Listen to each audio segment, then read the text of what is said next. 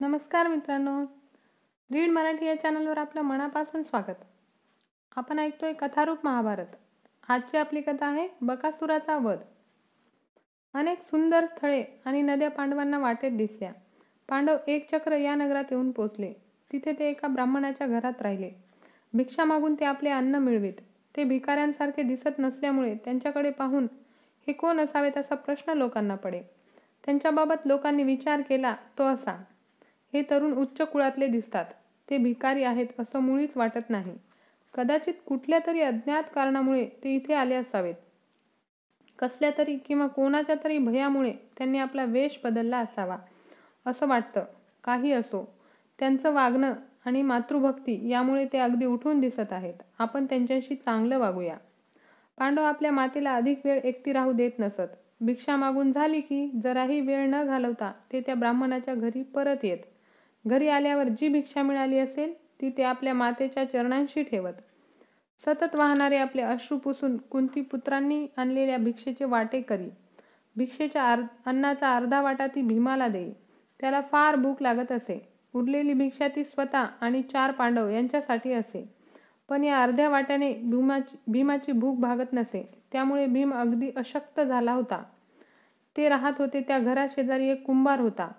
भीम मातीचे मोठे मोठे लगदे त्याला आणून देत असे. भीमाच्या या शक्तीचे कुंभाराला आश्चर्य वाटे. भीमावर खुश होऊन त्या कुंभाराने त्याला एक प्रचंड मोठे मातीचे भांडे तयार करून दिले. ते पाहून भीम अगदी खुश झाला. दुसऱ्या दिवशी तो ते भांडे घेऊन भिक्षा मागायला निघाला. भीम आणि त्याचे ते प्रचंड भांडे पाहून लोकांना गंमत वाटली. लोकांनी आपल्या घरात शिजवलेले चवदार अन्न भीमाला भिक्षा म्हणून वाढले. एकदा असे झाले की भीम एकटाच आपली माता कुंती हिच्यासोबत होता. त्यावेळी बाकीचे भाऊ बाहेर गेले होते. गप्पा गोष्टी करीत असताना या दोघांच्या बोलण्यात कौरवांचा विषय निघाला. इतक्यात अचानक त्यांना घरातून रडण्याचा आवाज ऐकू आला. त्यांना असे आढळले की त्यांना आपल्या घरात आश्रय देणारा ब्राह्मण आणि त्याची बायको रडत होते. या दोघांचे कुतूहल जागे झाले. पण रडण्याचे कारण त्यांना कळेना. तो ब्राह्मण आणि त्याची पत्नी संकटात आहेत इतकाच त्यांना अंदाज आला. कुंती म्हणाली, आपल्याशी ते खूप चांगलं वागत आहेत. आपण बेघर झालो असताना त्यांनी त्यांच्या घरात आपल्याला आश्रय दिला आहे. शक्य असेल तर त्यांना आपण या संकटातून बाहेर येण्यास मदत करूया. भीमा, तू इथंच राहा. मी त्यांच्याकडे जाऊन येते आणि का रडताहेत हे विचारून येते. त्या ब्राह्मणाला एक मुलगा आणि एक मुलगी होती. मुलगा अगदी लहान होता.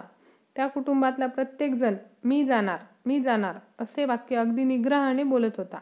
विचार करूनही कुंतीला या वाक्याचा अर्थबोध होईना. ती ब्राह्मणाच्या बायकोजवळ गेली आणि तिला म्हणाली, मला दिसतं आहे की तुमच्यावर कसलं तरी फार मोठं संकट आलं आहे. काय झालं आहे हे जर तुम्ही मला सांगितलं तर आम्ही तुम्हाला मदत करू. ब्राह्मणाने हे ऐकून कुंतीकडे पाहिले आणि तो म्हणाला, तुम्ही खरोखरीच दयाळू आहात. कोणी जर संकटात असेल तर त्याच्याविषयी तुमच्या मनात करुणा निर्माण होते. पण आम्ही अशा संकटात आहोत की कुठलाही माणूस आम्हाला मदत करू शकत नाही. पण असं असलं तरी काय झालं आहे ते मी तुम्हाला सांगतो. शेजारच्या डोंगरात एक गुहा आहे. त्या गुहेत बक नावाचा राक्षस राहतो. तो अतिशय क्रूर आहे. गेली 13 वर्ष तो या नगरातल्या लोकांना छळतो आहे. डोंगरावरून तो खाली उतरायचा आणि जो सापडेल त्या माणसाला खाऊन टाकायचा. असं काही काळ चालल्यानंतर भयानक काळजाचा थरकाप उडालेले लोक एक प्रस्ताव घेऊन बकासुराकडे गेले. तो प्रस्ताव असा होता की तू सगळं नगर भयानं वेठीला धरला आहेस. तुझा हल्ला होईल ही भीती आम्ही सतत मनात बाळगून जगतो. तू ऐकणार असशील तर तुला आमची एक सूचना आहे. दर आठवड्याला आम्ही तुला एक गाडाभर अन्न आणि एक माणूस पाठवू. पण तू हे असे अचानक हल्ले करणं थांबव. तू आमच्या नगरात येऊन कुणालाही ठार मारता कामा नये. आमच्या मनाला शांतता मिळण्याचा हा एकमेव मार्ग आहे. आम्ही नियमितपणे तुझी भूक भागवीत राहू. याचा मोबदला म्हणून डोंगर माथ्यावरून आम्हाला त्रास देणारा कोणीही खाली उतरणार नाही हे तू पहा. आमच्या नगराचा रक्षक म्हणून तू काम कर. बकासुराने या प्रस्तावाला मान्यता दिली. गेली काही वर्ष हा व्यवहार चालूच राहिला. बकासुराकडे पाठवण्यासाठी प्रत्येक घरातून एका माणसाची निवड करण्यात येते. त्याच घरातून गाडाभर अन्नही देण्यात येतं. आज आम्ही रडतो आहोत कारण उद्या बकासुराकडे जायची माझी पाळी आहे. मी जर गेलो तर माझी बायको आणि मुलं यांची काळजी घेणारं कुणीही नाही. माझी बायको गेली तर माझी मुलं अनाथ होतील. तिच्याशिवाय मी जगूच शकत नाही. म्हणून आम्ही असं ठरवलं आहे की आम्ही सगळ्यांनीच बकासुराकडे जावं. जगणं ही इतकी आनंददायक गोष्ट आहे की मरणाचा नुसता विचारही वेदना देतो. त्या कुटुंबाचे हे दुःख पाहून कुंतीला फार वाईट वाटले. ती त्यांना म्हणाली, काळजी करू नका. तुम्ही कोणीही मरण पत्करण्याची गरज नाही. तुम्ही गाडाभर अन्न तयार ठेवा. ते घेऊन मी माझ्या पुत्रांपैकी एकाला बकासुराकडे पाठवीन. मला 5 पुत्र आहेत. तुम्ही आम्हाला राहायला तुमचं घर दिलंत. या तुमच्या दयाळूपणाची परतफेड करावी असं मला वाटतं. ब्राह्मण रागावून म्हणाला, नाही नाही, तुम्ही माझे पाहुणे आहात. तुझ्या पुत्रांपैकी एकाचा बळी देऊन मी जगावं, इतका मी स्वार्थी आहे असं तुला वाटतं काय? तुम्ही इतकी चांगली माणसं आहात. एका ब्राह्मणाचा बळी देण्याचं पाप करण्यापेक्षा मी मरण पत्करीन. तेव्हा पुन्हा असं बोलू नको. कुंती हसली आणि म्हणाली, 4 माणसासारखा माझा मुलगा नाही. ते मी तुला अगदी खात्रीपूर्वक सांगते. देवांची त्याच्यावर कृपा आहे. तो अतिशय शक्तिमान आहे. तो बकासुराचा नाश करेल. कृपा करून माझ्यावर विश्वास ठेव. माझ्या पुत्राला बकासुराकडे पाठवायला संमती दे आणि गाडाभर अन्न तयार ठेव. मला एक गोष्ट तुला सांगायची आहे. कोणालाही हे सांगू नकोस. लोकांना जर कळलं तर माझ्या पुत्राचं सामर्थ्य नाहीसं होईल. ब्राह्मण आणि त्याची बायको त्यांना काय करावे ते कळेना. कुंती इतक्या आत्मविश्वासाने बोलली की कुंतीच्या प्रस्तावाला मान्यता देण्याचा निर्णय त्यांनी घेतला. कुंतीने ही सर्व हकीकत भीमाला सांगितली आणि बकासुराकडे तू जा असे ती म्हणाली. हे ऐकून भीमाचा आनंद हृदयात मावेना. तो आपल्या मातेला म्हणाला, आई, तू कल्पना कर.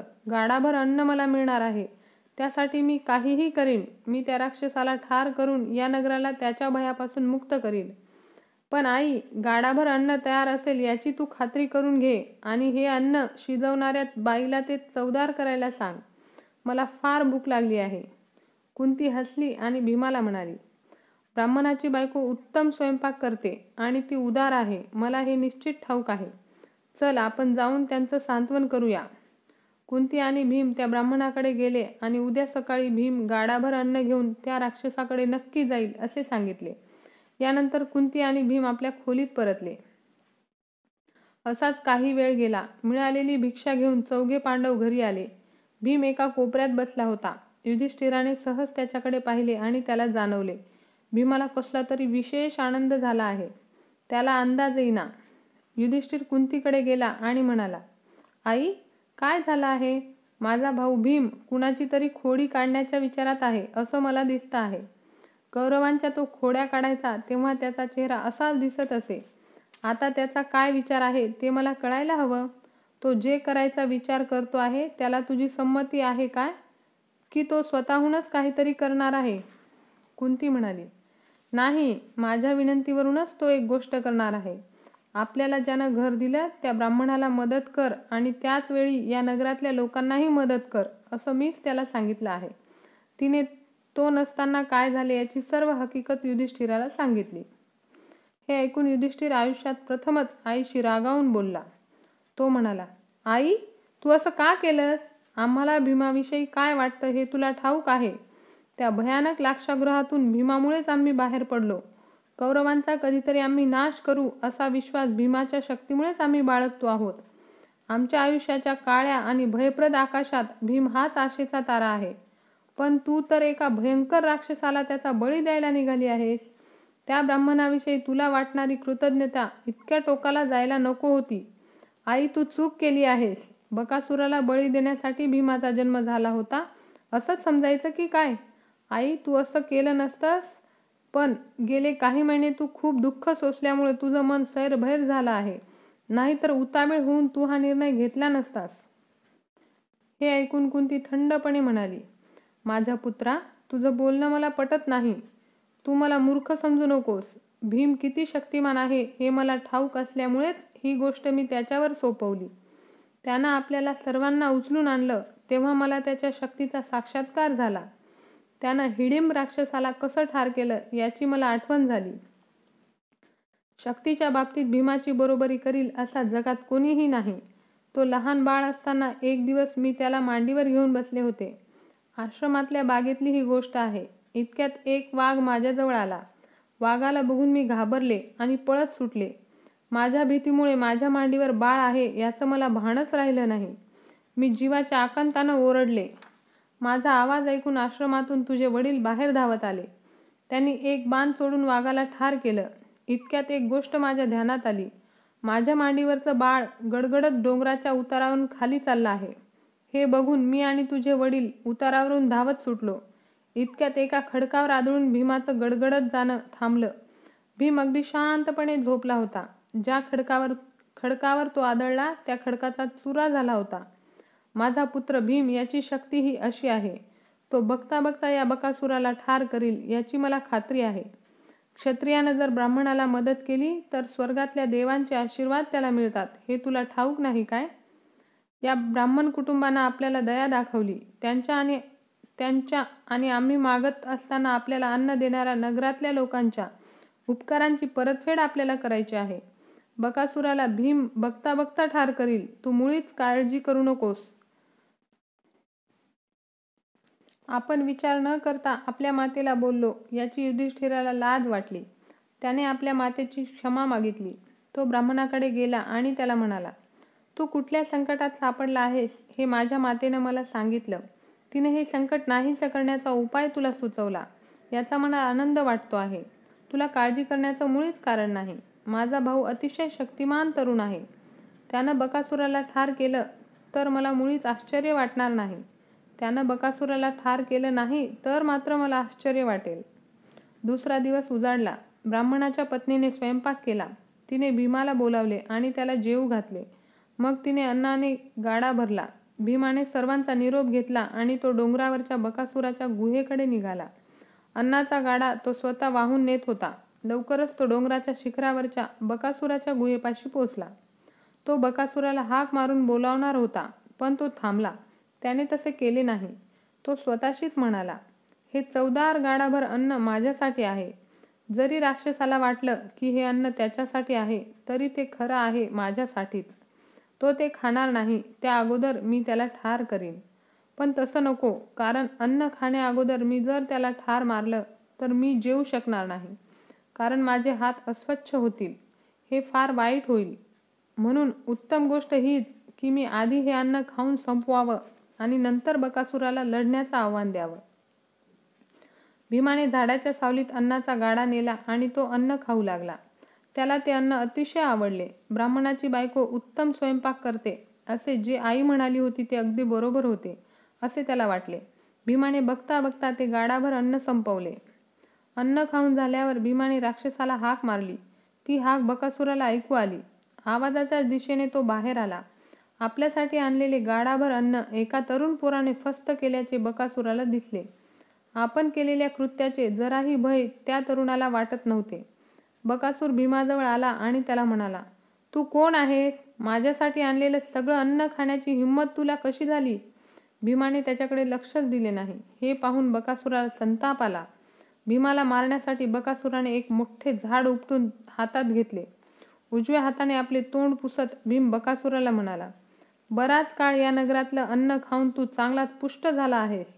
आता हे जग तू लवकर सोडावंस हेच बरं. यमाच्या घरी पोचायला मी तुला मदत करीन. तुझ्यापासून आणि तुझ्या क्रूरतेपासून या नगराला मला वाचवायचं आहे. चल, माझ्याबरोबर लढायला तयार हो. भीम आणि बकासूर यांचं भयंकर युद्ध सुरू झालं. हे युद्ध बराच वेळ चाललं होतं. बकासूर अतिशय शक्तिमान होता, पण भीम त्याच्यापेक्षा खूपच वरचढ होता. शेवटी आपल्या दोन्ही हातांनी बकासुराला पकडून भीमाने त्याला आपल्या गुडघ्यावर ठेवला आणि हत्ती उसाच्या कांडाचे 2 तुकडे करतो तसे भीमाने त्याचे 2 तुकडे केले. वेदनेमुळे किंकाळी फोडून बकासूर जमिनीवर मरून पडला. बकासूर ठार झालेला पाहून त्याचे राक्षस मित्र भीमाकडे आले. भीम त्यांना म्हणाला, तुम्ही या नगरातल्या लोकांना त्रास देणार नाही असं वचन मला जर देत असाल तर मी तुम्हाला जिवंत जाऊ देईन. नाहीतर तुमच्या मित्राच्या नशिबी आलं तेच तुमच्या नशिबी येईल. पुन्हा परत कधीही न येण्यासाठी बकासुराचे मित्र नगर सोडून गेले. शांतपणे भीमाने बकासुराचा मृतदेह लाथेने ढकलत नगराच्या वेशीपाशी आणून ठेवला आणि भीम घरी आला. रिकामा अन्नाचा गाडा त्याने ब्राह्मणाला दिला आणि बकासुराचा वध कोणी केला हे कोणालाही सांगू नकोस असे त्याला सांगितले. घरी येऊन भीमाने अंघोळ केली. गाडाभर अन्न खाणे त्याला जरा जास्तच झाले होते. तो बघता बघता झोपी गेला.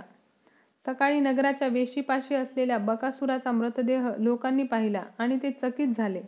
हे कसे झाले हे त्यांना कळेना. राक्षसाकडे जायची ब्राह्मणाची पाळी होती हे त्यांना ठाऊक होते. ते ब्राह्मणाकडे गेले आणि कसे काय घडले हे त्यांनी त्याला विचारले. भीमाने आधीच पढवून ठेवल्यानुसार ब्राह्मण त्यांना म्हणाला, मला रडत असलेला पाहून स्वर्गातून कोणीतरी दैवी पुरुष माझ्याजवळ आला आणि मला म्हणाला, हा गाडा घेऊन मी राक्षसाकडे जातो आणि त्याला ठार करतो. त्यानं सांगितलं तसं मी केलं. तो निघून गेला. त्यानंतर मी त्याला पाहिला नाही. नमस्कार मित्रांनो, मी आहे संगीता. आपण ऐकत आहोत कथारूप महाभारत. कथा आवडत असतील तर चॅनलला नक्की सबस्क्राईब करा. आपली पुढची कथा आहे ब्राह्मणाची गोष्ट. बकासुराचा वध केल्यानंतर पांडव त्या ब्राह्मणाच्या घरातच राहत होते. एक दिवस या ब्राह्मणाच्या घरी एक पाहुणा म्हणून रात्रीपुरता राहण्यासाठी एक ब्राह्मण प्रवासी आला. अनेक देश फिरून तो आला होता. त्यांनी त्याचे स्वागत केले. रात्री सगळी कामे उरकल्यानंतर सगळेजण ब्राह्मण पाहुण्याभोवती त्याचे भटकंतीतले अनुभव ऐकण्यासाठी जमले. पांडव इतक्या दिवसांच्या आपल्या एकटेपणाला कंटाळले होते. त्यामुळे परदेशातून आलेल्या या ब्राह्मणाचे त्यांनी मोठ्या उत्साहाने स्वागत केले. लाक्षागृहात जळून पांडवांचा मृत्यू झाला या वृत्ताचा परदेशातल्या लोकांवर काय परिणाम झाला हे पांडवांनी त्या ब्राह्मणाला विचारले. आपल्या भटकंतीविषयी बोलताना तो ब्राह्मण म्हणाला, माझ्या या भटकंती मागचा खरा हेतू राजकन्येच्या स्वयंवराविषयीचं वृत्त सर्व जगाला सांगणं हा आहे. हे स्वयंवर पांचाळांचा राजा द्रुपद यानं आपल्या राजधानीत योजलं आहे. राजकन्येचं नाव द्रौपदी असं आहे. ती आणि तिचा भाऊ दृष्टद्युम्न यांचा जन्म पवित्र अग्नीपासून झालेला आहे. या स्वयंवराविषयी तपशीलवार माहिती सांगण्याची विनंती पांडवांनी ब्राह्मणाला केली. तो ब्राह्मण म्हणाला, या दोघा भावंडांच्या जन्मामागची कथा ऐकण्यासारखी आहे आणि तशीच या स्वयंवरामागची कथा. तुमची ऐकण्याची इच्छा असेल तर मी जरूर सांगेन. भारद्वाजांच्या आश्रमात शिकणारे द्रुपद आणि द्रोण हे मित्र होते. एकदा हे दोघं गप्पा गोष्टी करीत असताना द्रुपद द्रोणाला म्हणाला, मी पांचाळ देशाचा राजा झाल्यानंतर माझं अर्ध राज्य तुला देईन.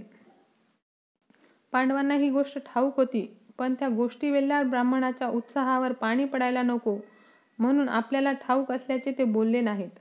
द्रोणांचा लाडका शिष्य अर्जुन याने दिलेल्या गुरुदक्षिणेविषयी त्याने पांडवांना सांगितले. ब्राह्मण म्हणाला, धनुर्विद्येतलं अर्जुनाचं कौशल्य पाहून राजा द्रुपद अगदी चकित आणि प्रसन्न झाला.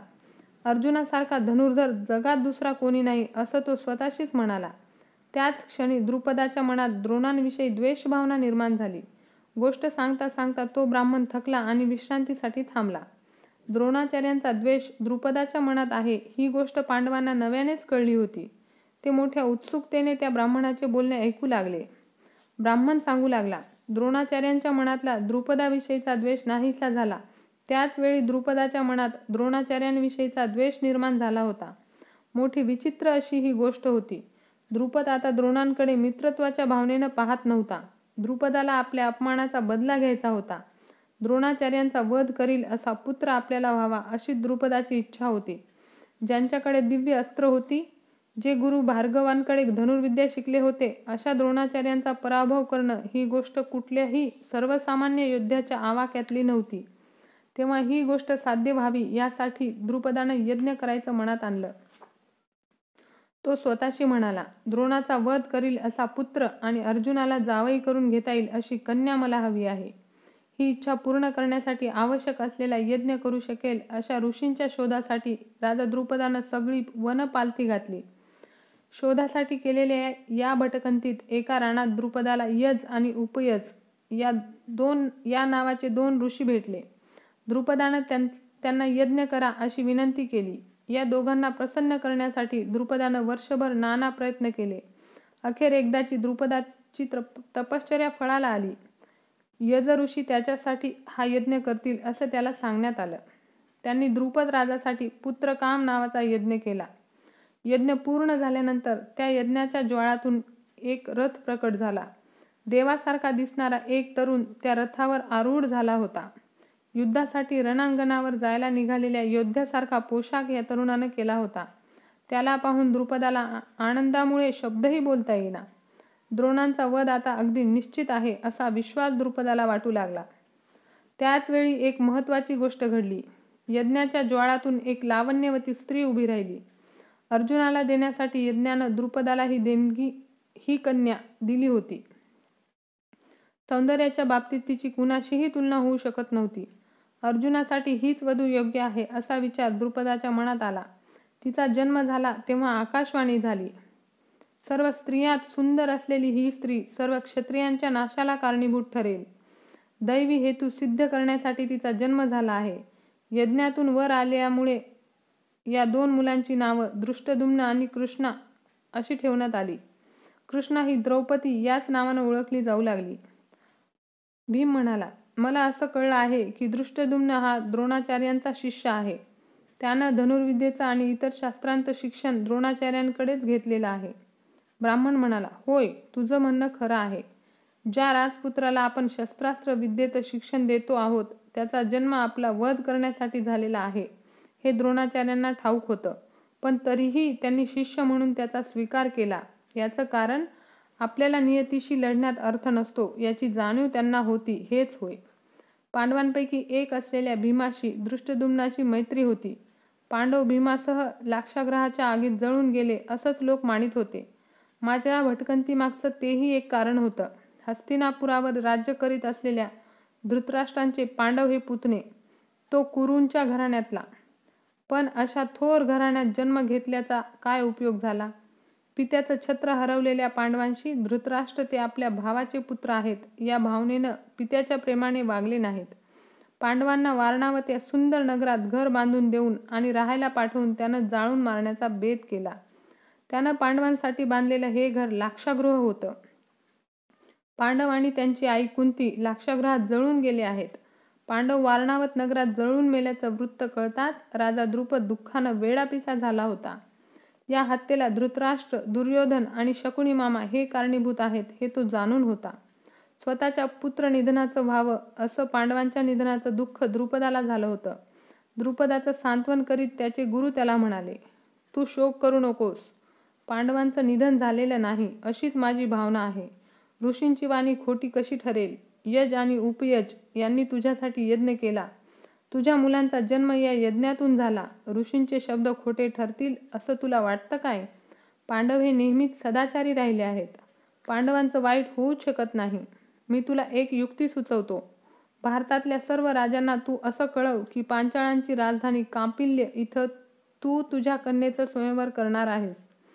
या स्वयंवराची एक अट तू जाहीर कर की या स्वयंवरात सर्वश्रेष्ठ धनुर्धराचीच निवड केली जाईल. हे कळताच हे आव्हान स्वीकारण्याची इच्छा अर्जुनाला होणारच. माझी खात्री आहे की पांडव वेश बदलून आसपास कुठेतरी राहत आहेत. अर्जुन निश्चितच या स्वयंवरात भाग घेईल आणि पण जिंकील, म्हणजेच द्रौपदीला जिंकील. द्रुपदाना तो आपल्या कन्येचं स्वयंवर करीत असल्याचं चहूदिशी जाहीर केलं. स्वयंवराचं हे ब्राह्मणांची नेमणूक केली आहे. कोण जाणे, कदाचित एखाद्या नगरात मी वेश बदलून राहिलेल्या अर्जुनालाच हे वृत्त सांगितलं असेल. आपण केलेल्या विनोदावर तो ब्राह्मण मोठ्याने हसला आणि अतिशय थकल्यामुळे झोप आली असं म्हणून तो झोपायला गेला. ब्राह्मण झोपायला गेल्यानंतर पांडव काही वेळ तसेच बसून राहिले होते. कुणीही बोलत नव्हता.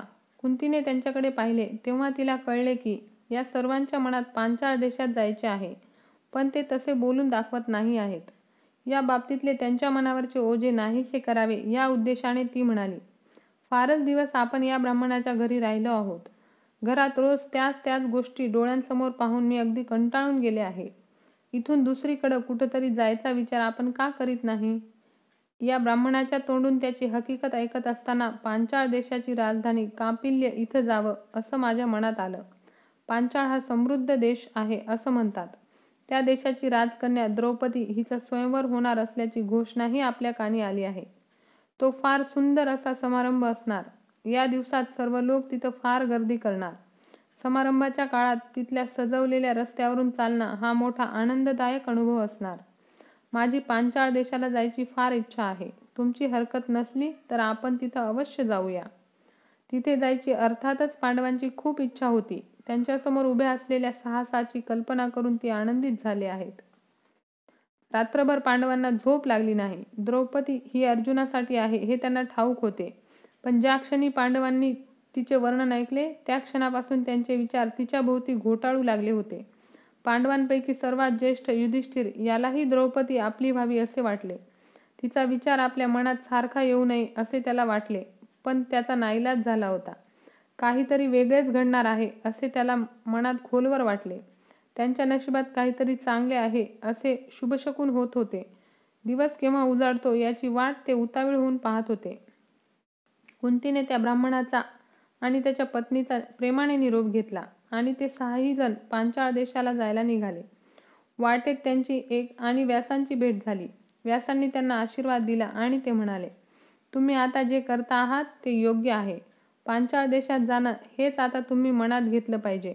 तिथं तुमची सुदैव वाट पाहत आहे.